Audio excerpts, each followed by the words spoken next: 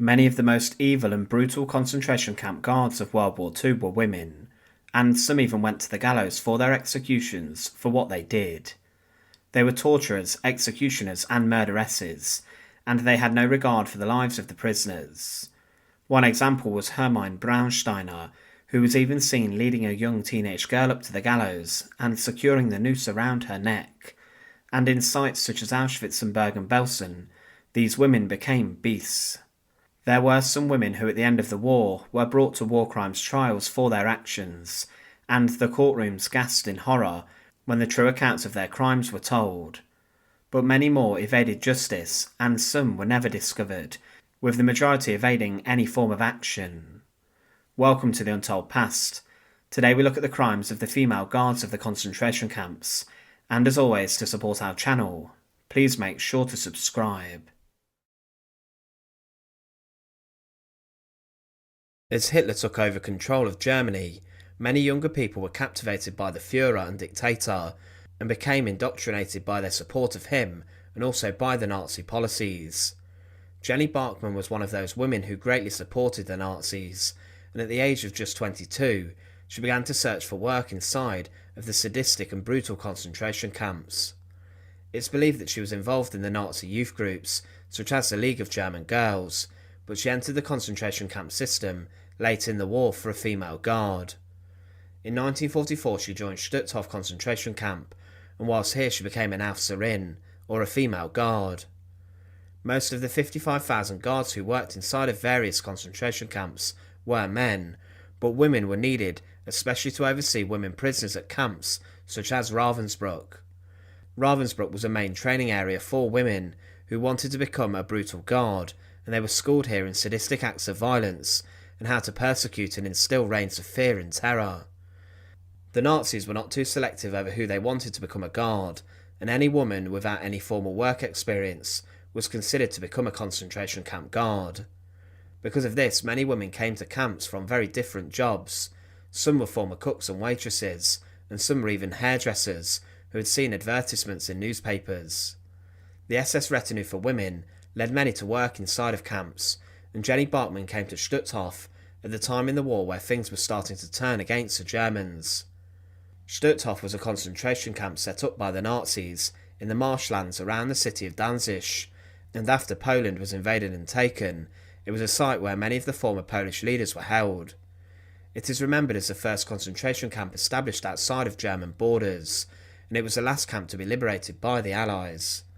Despite this, the horrors of Stutthof were very similar to camps such as Bergen-Belsen and Auschwitz, where huge killing took place and where conditions were dire and awful. Punishments were administered also, which often led to prisoners being beaten to death by the guards who worked there. 65,000 prisoners died inside of the camp's walls because of murder, hunger, disease and forced labour. Many others were also forced onto death marches, and 110,000 people passed through the gates. Around 28,000 Jews were executed inside the camp, and it was also filled with members of the Polish resistance and underground, who also met bloody ends. Thousands of prisoners were succumbing to disease and starvation, and typhus in particular caused many problems. It went through the camp very quickly. Selections took place in which anyone deemed ill or weak was sent straight to their deaths inside the camp's small gas chamber, which constantly was in operation in 1944. But Stutthof had a long history of death and execution, and prisoners were beaten to death and even drowned in the boggy mud surrounding the camp.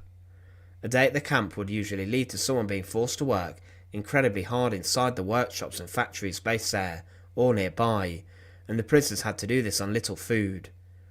Jenny Barkmann, when she arrived there, would be ruthless and brutal with her treatment of the prisoners, and this led to many of them being haunted by her actions. She became known for sadism and immense cruelty, and often beat prisoners to death with her bare hands.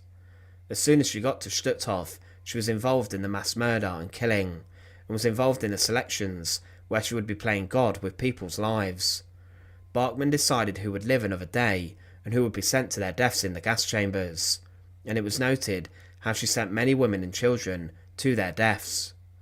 Because of her reputation, she was known as a beautiful spectre, and she would regularly whip and beat prisoners with her bare hands for only the slightest infringements of the camp's rules. She was responsible for a number of deaths, and despite only being at Stutthof for a year or so, she had a horrifying legacy. As the war turned against the Germans, Jenny Barkmann tried to get away and hide.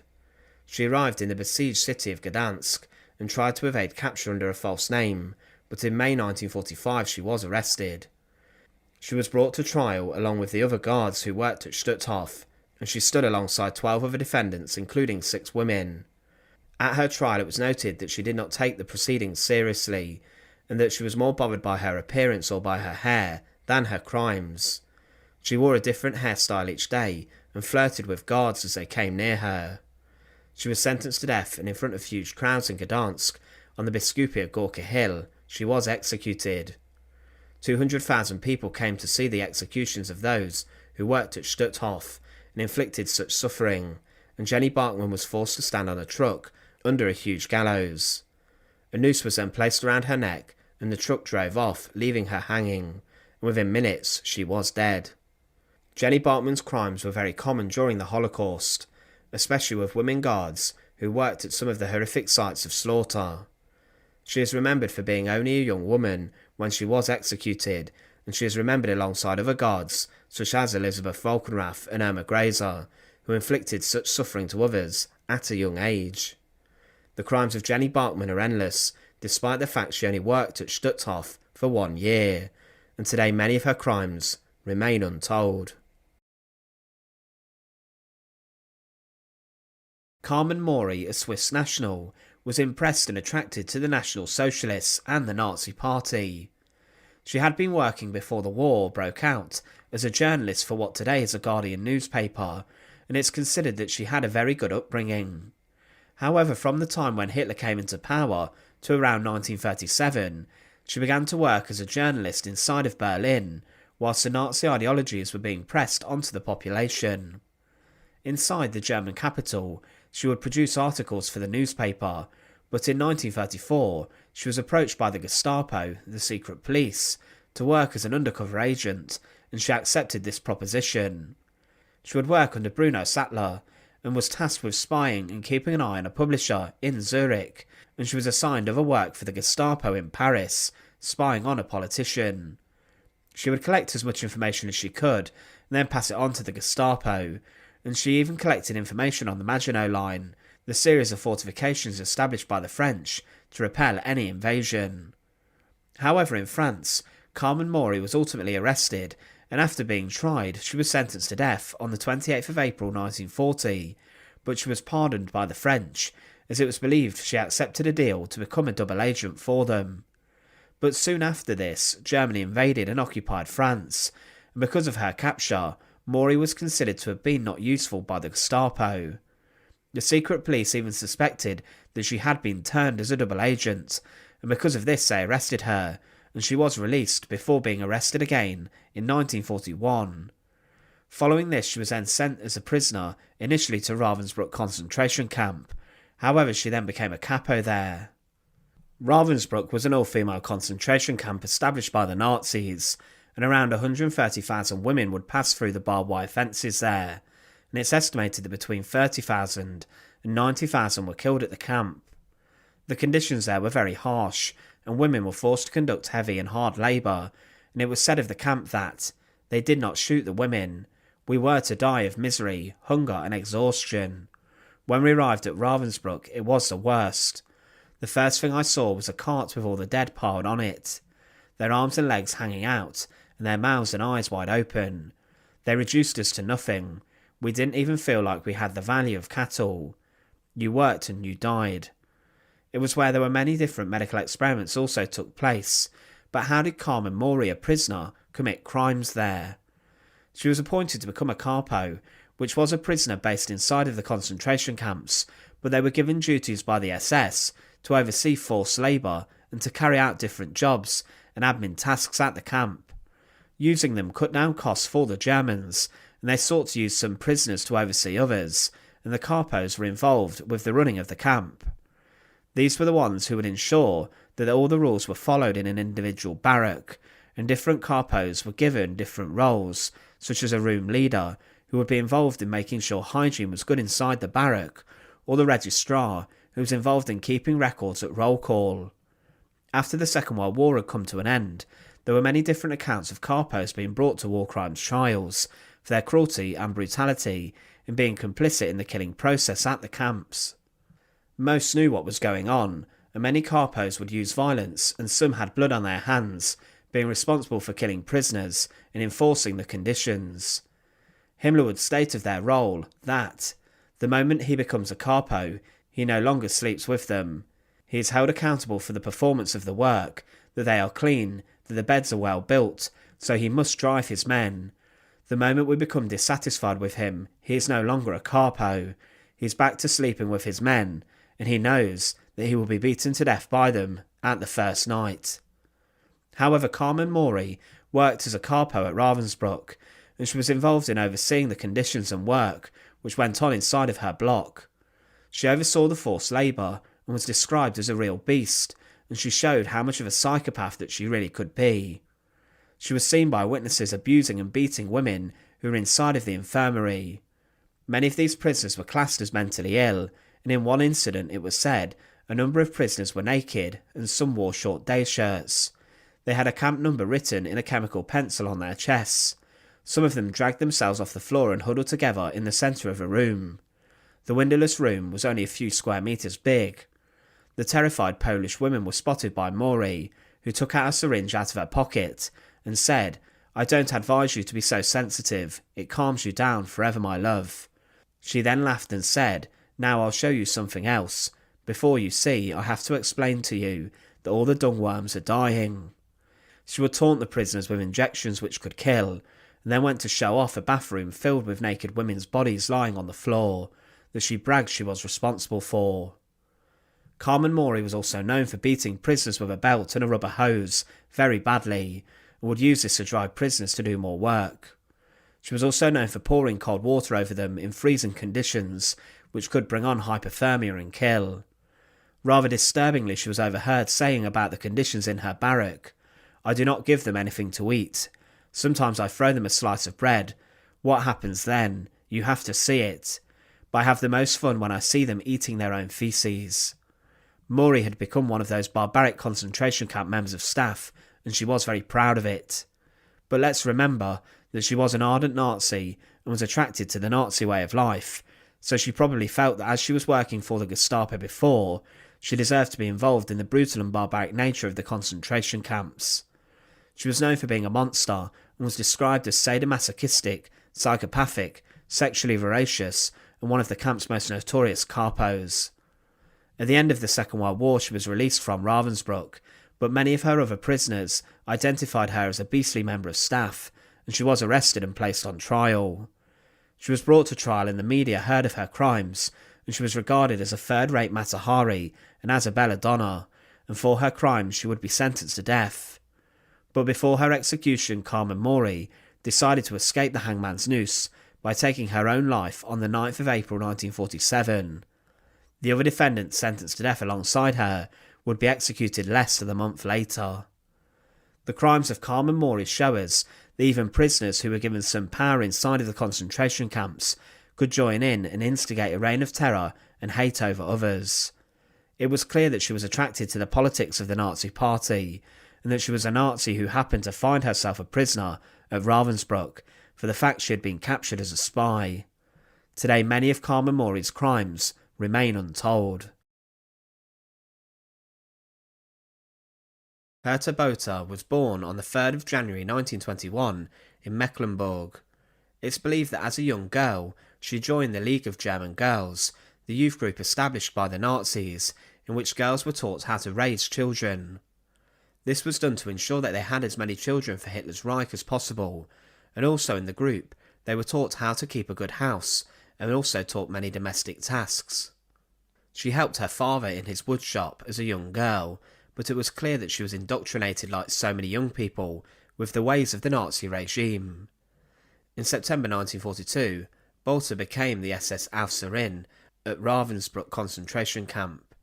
She was around 21 years old, and she had gone to Ravensbrück to learn how to be a concentration camp guard. Many women who became infamous for their horrific treatment of prisoners, such as Herma Graser and Maria Mandel, all worked at Ravensbrück and was schooled in brutality and violence there. Bolter then was placed on a 4-week training course, and she was sent to the Stutthof camp near to Danzig to work as an overseer. While she was at Stutthof, she gained the nickname the Sadist of Stutthof, and she was known around the camp for her horrific and savage beating of prisoners. She stayed there for around 2 years. When she was arrested after the war, she was questioned at trial with regards to her brutality and violent side. She was asked, "Have you ever beaten anyone at all?" She replied, "Yes, with my hands, because they stole wood and other things. I've never beaten anyone with a stick, a piece of wood, or a rubber truncheon."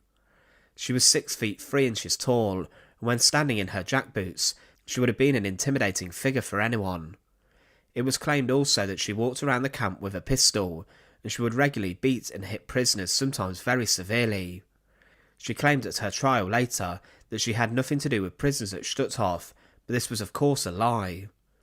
She then transferred in July 1944 to Bromberg East subcamp, before she accompanied a death march of women in January 1945 from Poland to Bergen-Belsen. As the Soviets were advancing towards German lands and pushing back the German forces, the concentration camps were evacuated and staff were brought back to camps such as Bergen-Belsen. Belsen's numbers swelled heavily and the camp could not cope, and the healthcare and food given to prisoners was virtually non-existent. Disease was rampant and typhus was killing hundreds each day, and in months dozens of thousands of prisoners were being killed by the conditions there. Bolter stood out from other female guards because she wore civilian clothes much of the time there, but she still towered above them. At her trial she went into detail about what she did at Belsen.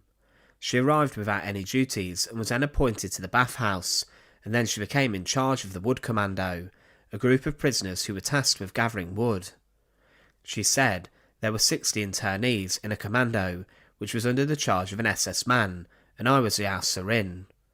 The internees were practically all Russians, and were in quite good states of health. Big tree trunks were fetched from the woods into the camp, and the male internees cut them into smaller parts, and the women into even lesser parts. Whilst I was working with this commando, I had nothing to do with other prisoners at Belsen. She claimed that she never hurt a prisoner whilst monitoring the Wood Commando, but disturbing accounts came out about her violence. It was claimed by one prisoner that Bolter was seen beating prisoners with her bare hands at Belsen, and that she beat a prisoner to death who had been working in the vegetable detachment, presumably for stealing food. The women in her wood collecting detachment were given more food because of the manual labour, but it was not enough to sustain the prisoners under her command. She claimed that she dealt with prisoners stealing from the wood detachment, and she said that when she caught someone, she slapped them on the face. She claimed she did not use a stick or any other weapon, but accusations about this came, and it was said she brutalised some women who were caught with wood in their pockets. She was known for beating prisoners to death who were taking turnip peelings from the camp kitchen, and claimed that in the final days of the camp there were no dead bodies lying around, which of course was a lie. She was seen as a ruthless overseer who forced women and men to work incredibly hard, with the threat of violence looming over them. When Belsen was liberated, she was forced to help clean up the bodies and corpses in the camp, and she later told of the horror in doing this. She said she was not allowed to wear gloves to do this, which made her fear for getting typhus. Herta Boe also claimed that the bodies were so rotten that limbs would come away when they were moved, and she had the audacity to complain of a bad back when doing this job. This was disgusting considering she was part of the infrastructure that allowed such brutality to continue. She was then arrested and was imprisoned at Celle prison before she was then taken to trial. At the Belsen trials, the judges showed her for being a ruthless person who would relish in hitting prisoners, but she maintained her stance that she never beat anyone with a rod, stick or any instrument. This was of course disputed, as there was evidence that she battered a Hungarian Jew named Eva to death with a wooden block, and another prisoner testified that Boe shot 2 prisoners for unknown reasons with her pistol. The evidence behind this was shaky, and nothing was proven, which ultimately spared Herta Boe going to the gallows. Despite this, she was a very violent woman, and was part of the sadistic SS guard system at one of the worst concentration camps. As she had also not worked at Auschwitz, where horrendous crimes and mass murder were committed, this is also what spared her a death sentence, when compared to guards such as Herma Graser. Herma Boe was sentenced to 10 years imprisonment for her involvement in the Holocaust and was released early on the 21st of December 1951, alongside a number of other female guards who were captured at Belsen. Perta Boe had a reputation inside of the concentration camps for being a huge brute of a woman who would inflict violence onto prisoners whenever she felt like it. Ultimately, she was spared execution because of the fact she had not worked at Auschwitz also, and the evidence about her murdering prisoners was her testimony versus her witnesses. What is shocking is that when she committed all of the acts of brutality, she was roughly only 24 years old, which shows how indoctrinated the young adults were within Hitler's Germany. Herma Boe lived until the year 2000, when she died at the age of 79, and she claimed in her later years that she was forced to go and work in a concentration camp. She claimed, "Did I make a mistake? No. The mistake was that it was a concentration camp, but I had to go to it, otherwise I would have been put in one myself. That was my mistake." Why Herma Boe would have thought she would have been imprisoned inside one of these camps is a mystery, but she did not deny or show much compassion for the people she had tortured and the crimes she had committed. Today many of Herma Boe's crimes remain untold. Following the Anschluss of Austria, Maria Mandel, who lived within Austria, moved to Munich and became involved first in concentration camps in October 1938. She joined the staff at Lichtenberg, and she must have been an ardent Nazi to make this shift rather quickly. Inside of this early camp in Saxony, Mandel, along with 50 other women, worked as staff, and she was an Aufseherin. But as time went on, the Nazis expanded their prison systems and network of camps, and they opened an exclusive women's camp named Ravensbrück. Inside here, thousands of women would be held as the Second World War waged on, but Ravensbrück became a Nazi SS guard training school. Inside of here, many women would be sent to the camp to learn how to become guards, and they would then go to other sites such as Bergen-Belsen. But inside of Ravensbrück, Mandel impressed her superiors, and she then became an SS Oberaufseherin in April 1942. Whilst at Ravensbrück, she was in charge of daily roll call, and would also dish out much of the punishments, such as floggings, beatings, and would oversee executions.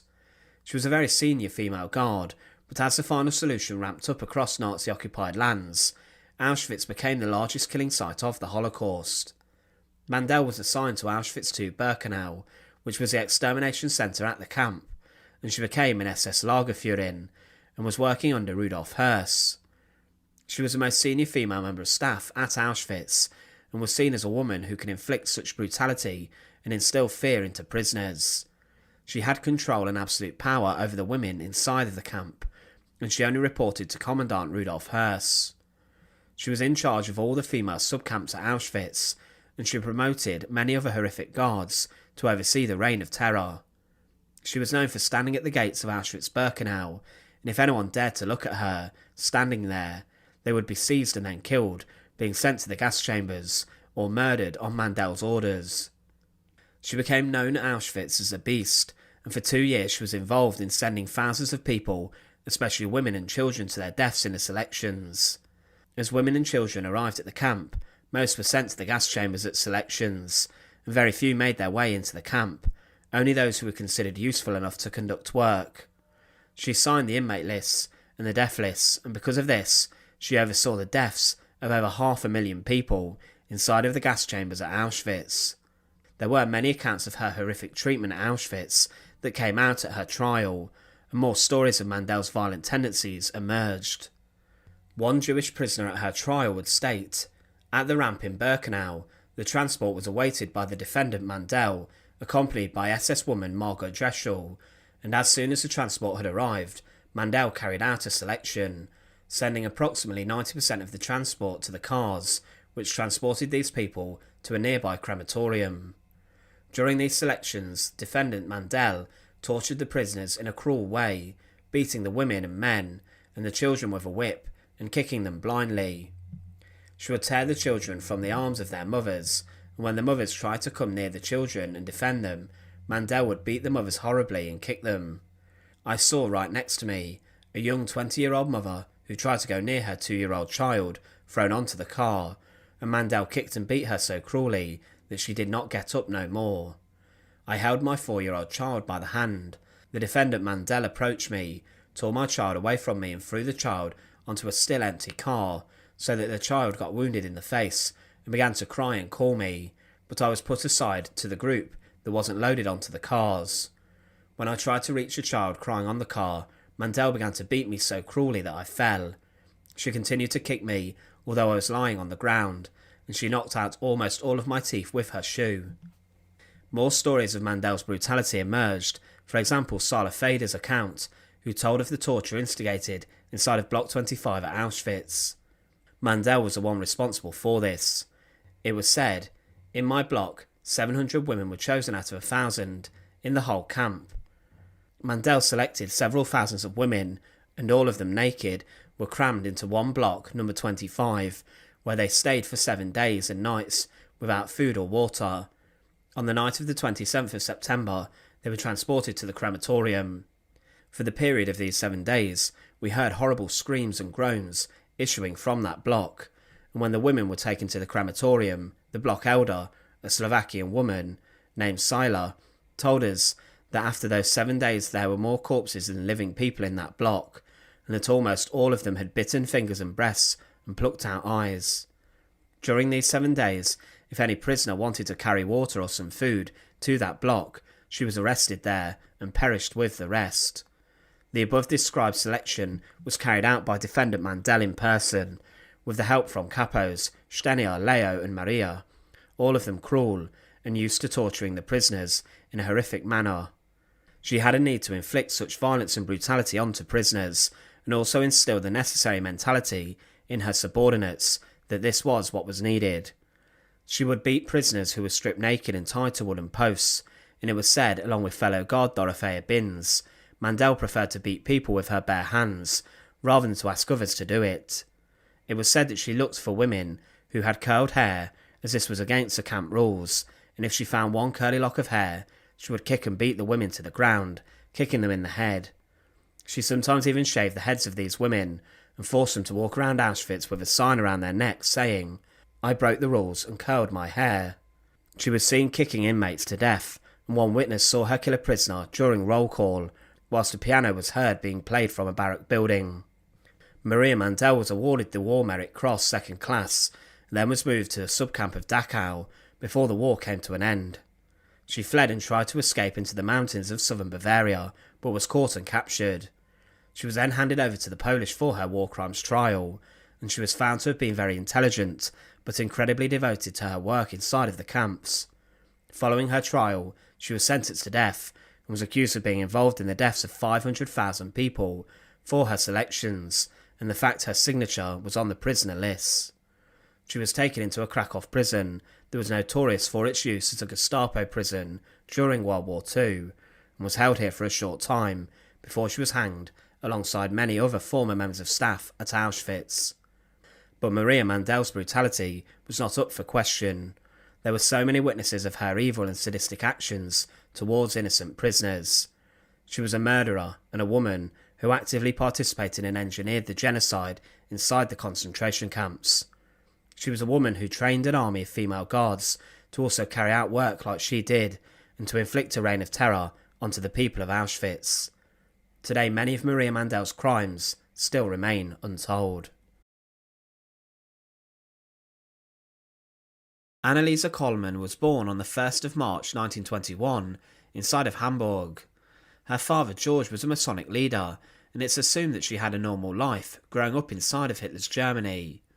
It's likely that she would have joined the League of German Maidens, and would have in this group been involved in various activities that the group participated in.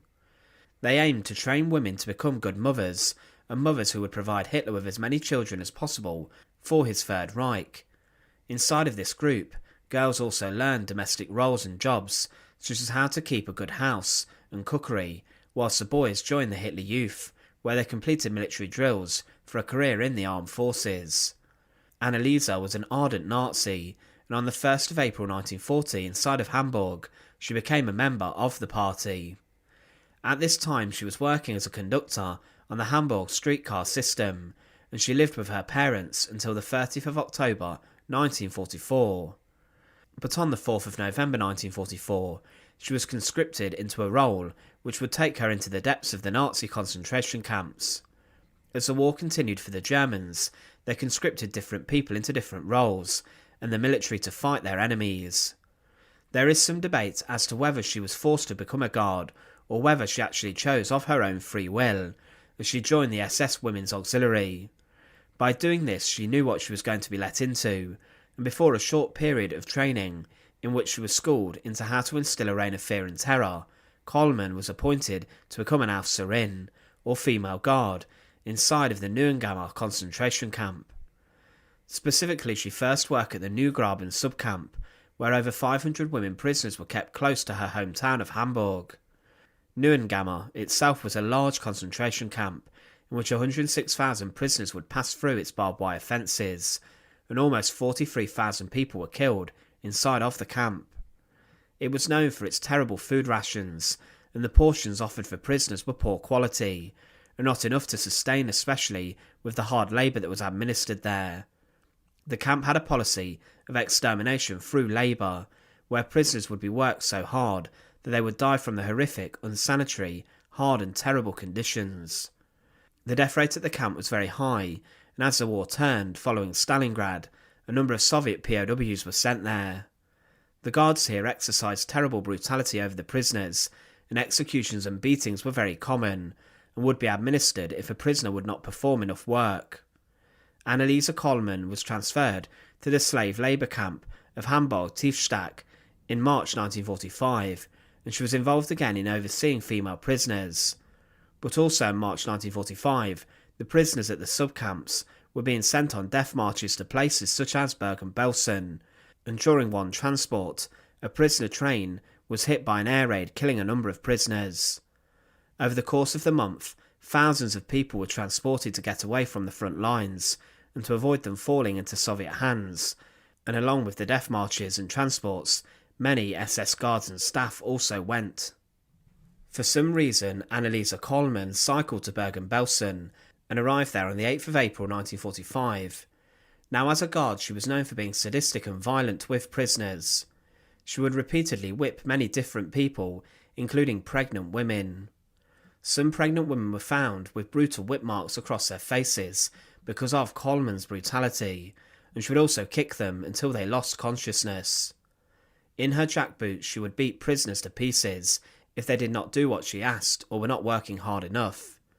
It was her job at Neuengamme to get prisoners working as hard as they could so they could perish, and because of this she terrorised her work detachments. During one incident, Colman punished a female prisoner to 30 lashes for stealing a small piece of bread. She did this a number of times, and also sexually assaulted a number of young Jewish girls. Whilst at Belsen, she traded her clothes and her guard uniform to a prisoner who gave her a prisoner uniform.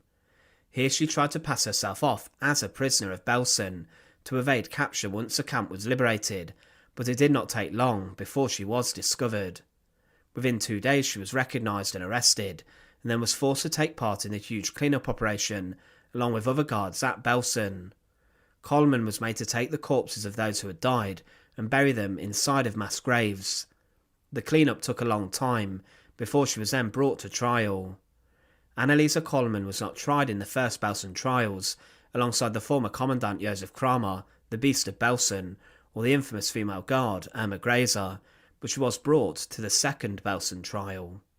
This took place at Lüneburg on the 13th of June 1946 and lasted 5 days, being presided over by the British military. On trial were a number of defendants, and Analisa was one of those, and witnesses told of her brutality.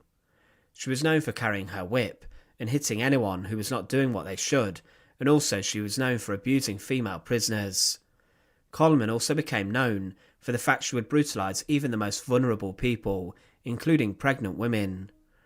But one issue at her trial was the fact that she did not actually take a life, or it was not known, and evidence was not gathered that made her a murderer. She was not found to have participated in selections, sending people to their deaths inside of gas chambers, and there were no witnesses that came forward that said that Colman beat someone so badly that they did die, or that she shot anyone randomly.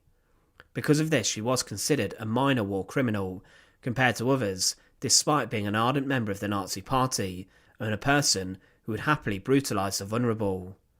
Because of this, she was only sentenced to 2 years imprisonment, but she would never really serve any time at all for her crimes.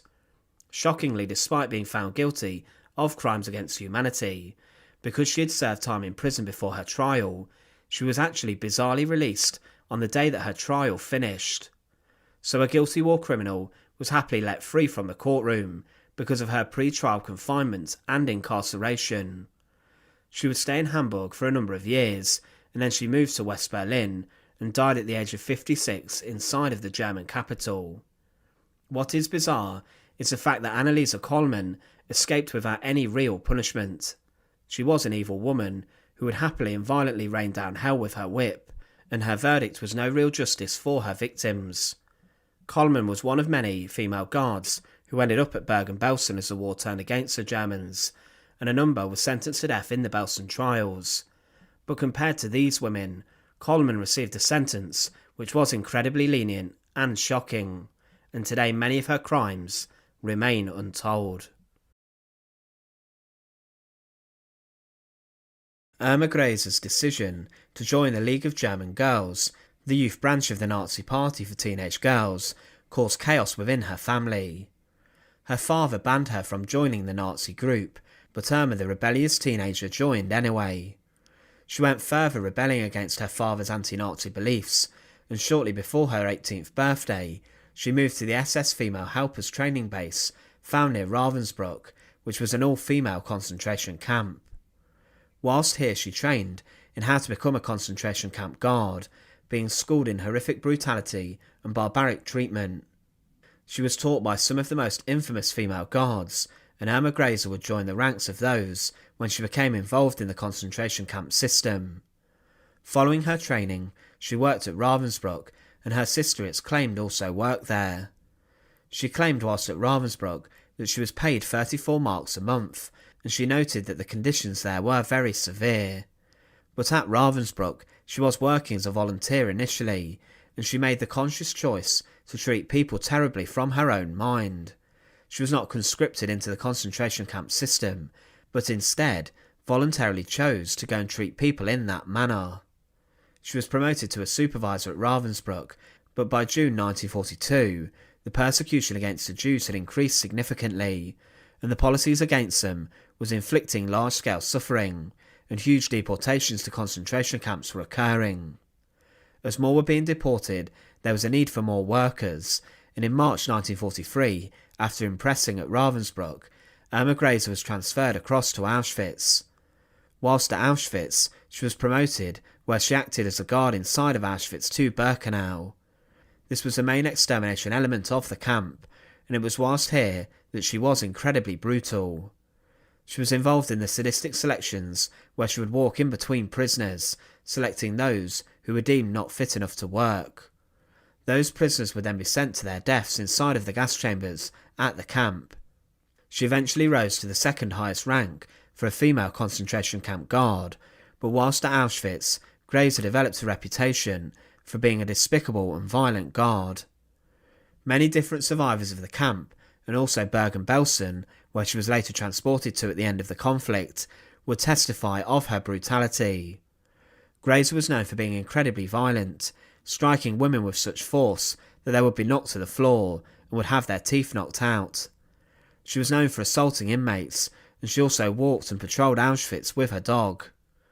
This dog had been trained to kill, and Grese would let it feast upon the prisoners, and on a number of occasions, prisoners were maimed to death by her dog.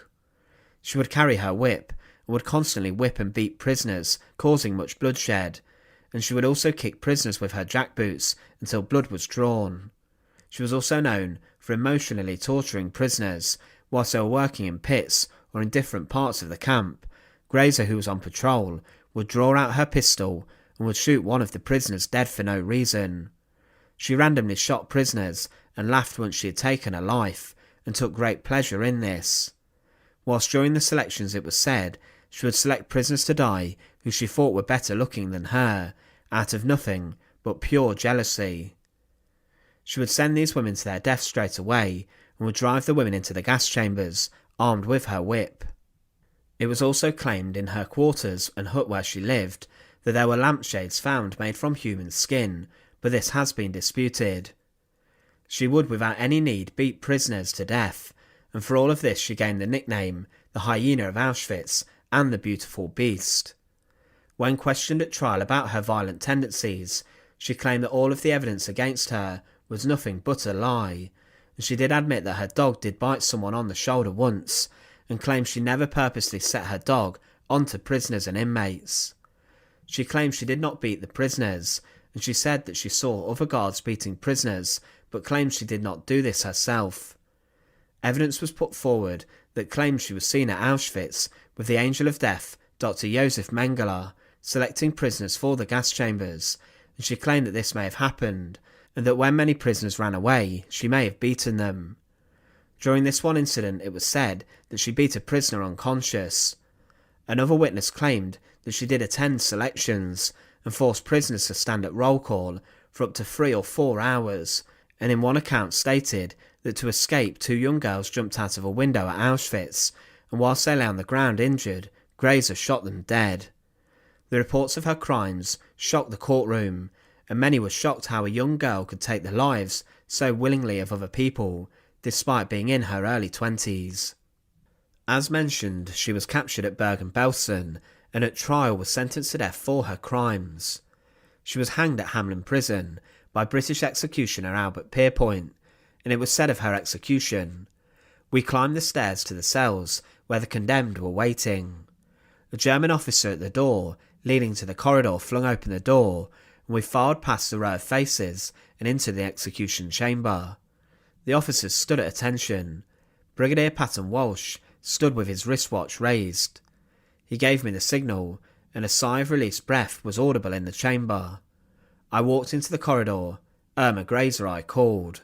The German guards quickly closed all grills on 12 of the inspection holes and opened one door. Irma Graser stepped out. The cell was far too small for me to go inside, and I had to pinion her in the corridor. Follow me, I said in English, and O'Neill repeated the order in German. At 9:34 a.m, she walked into the execution chamber, gazed for a moment at the officials standing round, then walked on into the centre of the trap, where I'd made a chalk mark. She stood on this mark very firmly, and as I placed the white cap over her head, she said in a languid voice, "Schnell." The drop crashed down, then the doctor followed me into the pit and pronounced her dead. After 20 minutes the body was taken down and placed in a coffin ready for burial. The crimes of Herma Graser were incredibly shocking. When she was executed she was just 22, which meant that her crimes were committed when she was around the age of 20. She had a very different life to those of that age in the modern world, but remember that it was a life she greatly wanted. Graser wanted to become a concentration camp guard and took great pleasure in the execution of prisoners and their ill treatment. This shows us a despicable person that she really was. The crimes of Herma Graser are endless, and today many of them remain untold. Elisabeth Valkenrath worked before joining the SS as a hairdresser, but she became inspired with the Nazi Party politics and policies, and because of this she signed up to the SS retinue at the beginning of October 1941. She was sent to Ravensbrück concentration camp, an all-female camp, where many of the worst female camp guards were taught by other sadistic guards. Valkenrath studied there and worked under Dorothea Binz, a violent guard herself. She trained to become an Aufseherinnen and was in charge of making sure that prisoners did not escape. But Valkenrath dreamed of working in a larger camp, and in March 1942 she applied for a transfer to Auschwitz. Around this time, the persecution against the Jews was heightened, and mass deportations took place, and with this more workers were needed at Auschwitz, which would become the deadliest site of the Holocaust, with over 1 million people being murdered there. Valkenrath became a guard at the camp inside of the prisoners' tailor shop, and within a few months worked in the women's camp at Auschwitz II-Birkenau. Birkenau became the main extermination and killing part of the camp, and it was within here that she worked. Despite getting typhus, She was then transferred into the parcel post office at Birkenau, where she monitored 30 prisoners and would inspect packages coming into the camp. She was given a huge number of other duties, including handing out bread, but she stayed at Auschwitz until she was later transferred out. In terms of her crimes, Volkenrath was accused of a large number of terrible and violent actions. She was accused of taking part in the selections. As prisoners arrived at Auschwitz, Volkenrath would walk through the new arrivals, and those who were deemed not fit enough to work were sent to their deaths immediately at the gas chambers. She would choose many inmates to be killed, and was even accused of helping to load prisoners onto lorries and transports, which would then take the prisoners to the gas chambers. She would drive prisoners onto them, and she claimed she did not know where the lorries were going, but she knew exactly what she was doing. She ended up becoming the superintendent of the women's camp, and stayed in that role until Auschwitz was evacuated. There were many more reports of Volkenrath's sadistic side, and it was said that she beat many prisoners brutally. She admitted that she did slap a number of women in the face while she worked as a guard, but one woman, Vera Fischer, testified at her trial that she was beaten so badly by Volkenrath that she was forced to stay in hospital for 3 weeks. On around 80 occasions, she was seen beating women prisoners, sometimes to death, with her truncheon, and many of these women were knocked unconscious. Another woman, Helene Herkovitz, claimed at Volkenrath's trial that she was questioned about a locket and a ring that she was wearing, and that she was sent to Volkenrath. Here she was beaten with the rubber truncheon, was then placed in a cellar, and was given bread and water every 3 days, being punished. She was then forced to work in the toilets, and whilst here she caught typhus and then almost died. More stories of Volkenrath's brutality emerged, and she was shockingly accused of throwing an old woman down a flight of stairs near to a workshop. It was said this woman died immediately. She was known for taking food and water from prisoners, leaving them with nothing to survive and live on. She also forced prisoners to make sport, which was where she forced them to exercise constantly, in a form of punishment that was so severe that many of the prisoners died from exhaustion.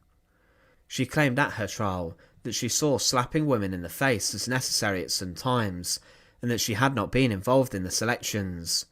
She claimed she did not know the doctors were selecting people to go to their deaths during the process, but evidence against this was put forward. It was said that at many times she sent people to the gas chambers. Volkenrath was accused of striking a woman so hard that she was out cold, and that one girl who was sick was caught stealing vegetables. Volkenrath then forced her to kneel down and hold the stolen goods above her head for 4 hours, until she could not hold her arms up any longer. Then she beat her so badly with her rubber truncheon she was knocked out, and she instructed that no one was to help the girl until night set in. She was transferred to Bergen-Belsen after Auschwitz was closed, and she remained as a supervising wardress there until she was arrested by the British liberators at Belsen. She was for her crimes sentenced to death at the Belsen trials, and was then executed by hanging at Hamelin prison, with Albert Pierpoint being the executioner.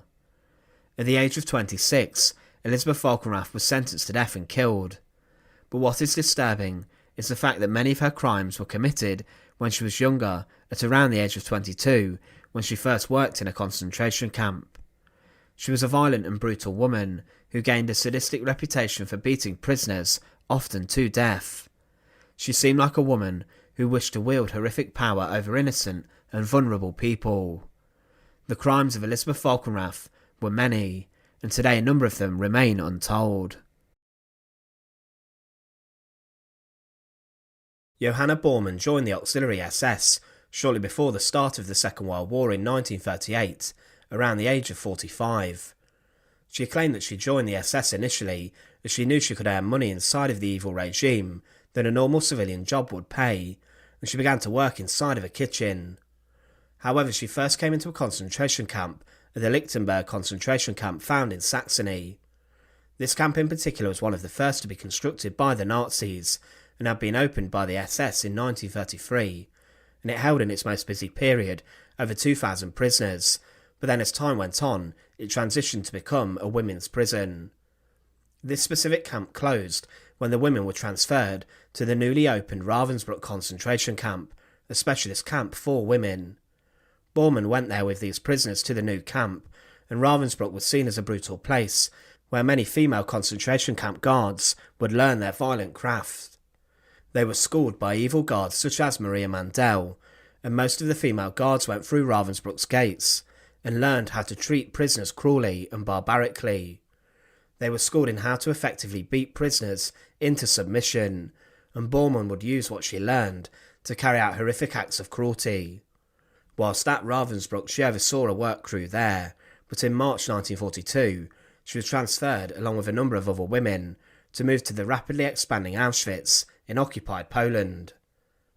Auschwitz would become the largest killing site of the Holocaust, and as it expanded to take more inmates and ultimately prisoners who would be killed, there was also a need for staff to travel across. Johanna Borman whilst there would be vicious, and she was known for her small size, but for her evil treatment also of prisoners. She was nicknamed the Weasel, or the Woman with the Dogs, and she would use her dog viciously on victims. At her trial, she was asked several questions, which related to her having an animal inside of the camp. She was asked, "A large number of witnesses have said they remember seeing you with a dog. Did you have one?" She responded, "Yes, I brought him with me." She lent her dog to other guards who took him hunting, but the real bloodshed regarding the animal occurred inside of Auschwitz, with Bormann holding the lead. 2 witnesses claimed that they saw her dog attacking a woman, and that Bormann boasted to a number of SS men after she encouraged the dog to attack the prisoners. In another account by Mrs. Vera Fischer, she said that Bormann was in charge of women prisoners outside of the camp, and that she set her large dog onto them if they became weak and refused to work properly. She even went further, saying that a number of women prisoners were attacked by Bormann's dog, and they were actually taken to the hospital and died of blood poisoning from infection and the fact they were denied proper medical care. Also, a number of women who were injured by the dog were sent straight to the gas chambers. Bormann denied this, but the accusations continued. Helena Kofer said that inside of Auschwitz, Bormann was the most hated person at the camp, and while she oversaw the clothing store, she encouraged her dog to attack prisoners. On one instance, Bormann noted a prisoner taking something, and she grabbed her by her hair, threw her to the ground, and then let her dog bite her, which caused an injury so great that there was a huge pool of blood. A doctor then arrived to examine her, and there was no movement, and the woman was then taken straight to the gas chambers and killed. The dog also attacked a woman so badly that she was sent to hospital, where she stayed for 6 weeks. Bormann's violent streak was also on display without the dog. She was known for striking women and other prisoners very hard. One woman, Dora Silberberg, recalled at trial how Bormann struck a woman who felt so sick she could not walk to the work site. When she got there, she sat down as she was weak, and Bormann hit her across the face so hard that she knocked out 2 teeth, then ordered the dog to attack. This woman, who had been bitten severely, was then taken to the infirmary where she died. Bormann claimed at trial that there were other women in Auschwitz who had dogs, but denied all allegations against her, but the allegations continued. She was seen beating prisoners for wearing good clothes, then forced them to undress, and then participate in brutal strenuous exercises, and she admitted to striking the faces of female prisoners who did not listen. Another accusation that emerged against Johanna Borman was that she was present at a number of the selections. As prisoners went to Auschwitz, they would go through selection. Those fit enough to work were allowed to be admitted into the camp, but those who were considered too weak were sent straight to their deaths in the gas chambers. Bormann was present at selections and regularly played God with people's lives, deciding if they lived or died. During her cross-examination, it also emerged that the guards at Auschwitz were treating the pigs better than the prisoners, giving them adequate food when the Jewish prisoners inside the camp were starving. As the war went on, Bormann was transferred to Budi, a nearby subcamp near Auschwitz, where she continued to be incredibly violent to prisoners. However, as the war was turning against the Germans, she was transferred a number of times. In 1944 she was sent to keep order at an auxiliary camp at Hindenburg, before in January 1945 being sent back to Ravensbrück. However, she was then sent to Bergen-Belsen, where she would serve under the Beast of Belsen, Josef Kramer. Belsen as a camp swelled in its numbers massively towards the end of the Second World War, as huge numbers of prisoners were transferred there. The camp could not cope with the massive amount of prisoners being sent, and because of this there was huge strain on resources. There was very little food, if any, and the sanitation in the camp was non-existent, to the point where disease was around every corner. The dead bodies stacked up inside of Belsen, and when the British Army liberated it on the 15th of April 1945, they found over 10,000 unburied corpses and 60,000 survivors, many who were disease-ridden and close to death. Inside the camp during liberation were a number of SS staff, including Johanna Borman, who did not flee the authorities, but instead remained to ensure law and order was maintained. She, along with other SS personnel and the female guards, were forced to carry the dead and bury them in mass graves, as they were seen as the ones who caused the depravity. Johanna Borman was sentenced to death at the Belsen trials for her role in the mass murder and evil of the Holocaust. It was clear she was very dangerous and a very violent woman, with sadistic tendencies that would come to fruition very often. Her executioner Albert Pierpoint wrote of her that she limped down the corridor looking old and haggard. She was 52 years old, standing only a little over 5 feet. She was trembling as she was put on the scales, and in German she said, "I have my feelings." She went to the gallows a war criminal, and was hanged alongside other guards such as Herma Graser and Elisabeth Volkenrath. But what is different about Johanna Borman is the fact she was much older than these two. Like so many, she had been indoctrinated against the Jews by Hitler's policies, and for a woman who initially claimed she worked for the SS as she could earn more money, she showed her true colours. Johanna Borman's crimes at Auschwitz, Bergen-Belsen and Ravensbrück were huge in their numbers and incredibly barbaric, and today many of her crimes remain untold. Ilsa Forster was born on the 2nd of September 1922 in Silesia, and during the Second World War she worked inside of a factory. But as the conflict was turning against the Germans following the Normandy invasions and the Battle of Stalingrad, more soldiers were drafted to the front lines. Many concentration camp staff were sent to fight the Allies, and this left a shortage of workers inside of places such as Auschwitz and Bergen-Belsen. The Germans drafted scores of women into the concentration camp system, and Ilsa Forster went into the SS and was sent to a labour camp at Langenbielau. Whilst here, she was given a course of 6 weeks training as a guard, and then she went back to the factory at Grunberg, where she was working. But she then took over camp duties at a site close to the factory. She worked here until the end of January 1945, then accompanied the prisoners on a death march to Ruben, which took 5 days. Then she went with the prisoners towards Bergen-Belsen, where she arrived on the 17th of February 1945. After she reached the camp, Ilsa Forster worked inside of the bathhouse and then the kitchens in the men's compound, and she worked to make sure that all work was completed. Ilsa also was placed in charge of ensuring that no prisoners stole from the kitchen. Bergen-Belsen at this time was in a state of depravity, as thousands of prisoners were dying each week from diseases such as typhus, which were running riot through the camp. Also, there was a severe lack of food, and many prisoners were dying from malnourishment, and things became very desperate, especially when thousands of prisoners arrived at Belsen, and it became very overcrowded. Forster said how there were around 60 female prisoners, cooking for other prisoners, and when she arrived there were very few female guards. She claimed that she worked 20-hour days initially, and then worked 10-hour shifts a few weeks later. She stated that prisoners inside of the kitchens were given sufficient food, and claimed that the problem with food was that Belsen was being supplied with hardly any, and none was being sent.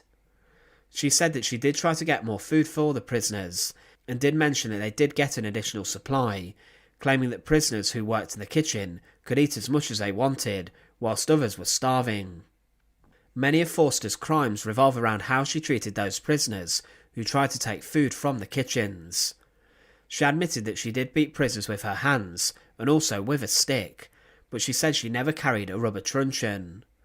Forster would go on to say without her work violently attacking prisoners, then others would not have eaten. However, witnesses would testify about the violence of her attacks. One witness claimed that she would beat prisoners with a thick stick, and that some of them were beaten so badly that they were knocked out, and she continued to beat them whilst unconscious, with these being left on the floor. Forster denied this, but more allegations emerged. She was accused of dragging prisoners away from the kitchens into a side room, where she then administered terrifying beatings. Another allegation said that 2 or 3 times a day, Women were being taken into the small office next to the kitchen, where Forster laid into them with a rubber truncheon or a weapon. Shockingly, even other guards who worked at Belsen would testify about Ilsa Forster's violent beatings.